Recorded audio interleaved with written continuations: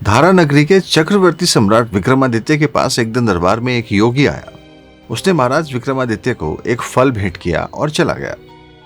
राजा ने उसे खाने के बजाय कोषागार में रखवा दिया।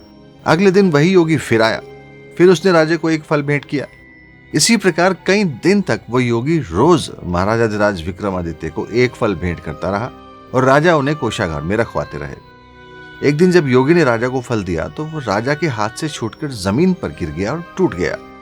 उसमें से एक रत्न निकला। वो रत्न इतना चमकदार था कि सब उसको देखते ही रह गए।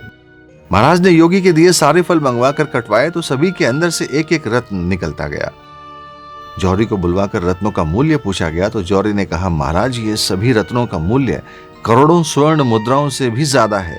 ये सारे प्रेशियस स्टोन्स कई राज्यों की कीमत के बराबर हैं। ये सुनकर राजा योगी से बोला, आप किस प्रयोजन से मुझे ये एक मणि रोज दे जाते हैं?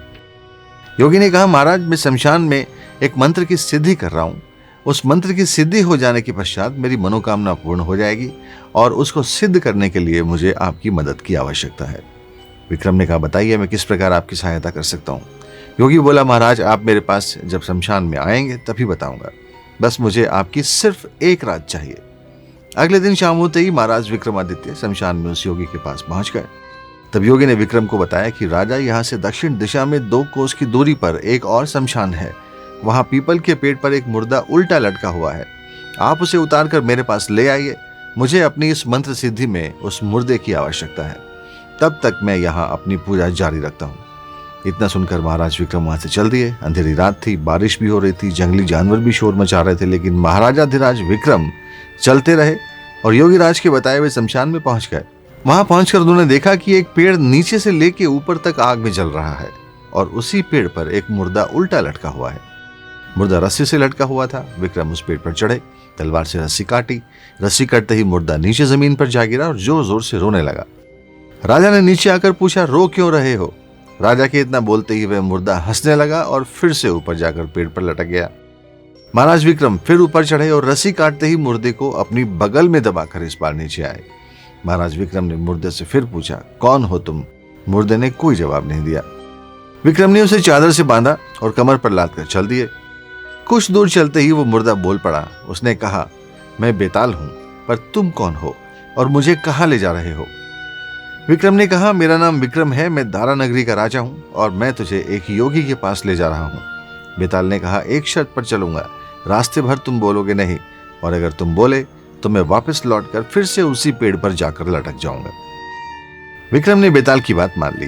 बेताल ने फिर कहा, महाराज विक्रम, रास्ता काटने के लिए मैं तुम्हें एक कहानी सुनाता हूँ, लेकिन तुम कोई आवाज नहीं करोगे, हूं हां भी नहीं करोगे और ना ही कोई सवाल पूछोगे। इधर तुम बोले और उधर मैं वापस जाकर शमशान में उसी पेड़ से उल्टा लटक जाऊंगा।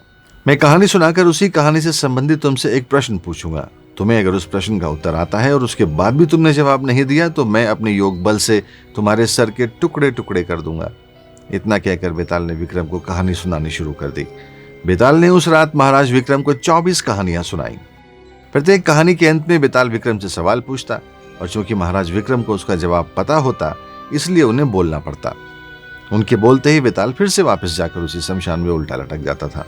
25वीं कहानी के अंत में जो सवाल बेताल ने महाराज विक्रम से पूछा उसका जवाब महाराज विक्रम को नहीं पता था, इसलिए वो नहीं बोले और बेताल को उन्होंने आखिरकार योगी के पास पहुंचा दिया। बेताल ने जितनी भी कहानी महाराज विक्रम को सुनाई उन सभी कहानियों में जीवन, राजकाज और गृहस्थी से संबंधित बहुत बेहिसाब ज्ञान की बातें।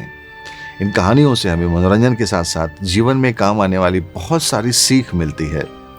इस सीरीज में हम ये सभी 25 कहानियां आपको सुनाएंगे, तो जल्दी से चैनल को सब्सक्राइब कर लीजिए जिससे एक भी ये इंटरेस्टिंग कहानी आपसे मिस ना हो।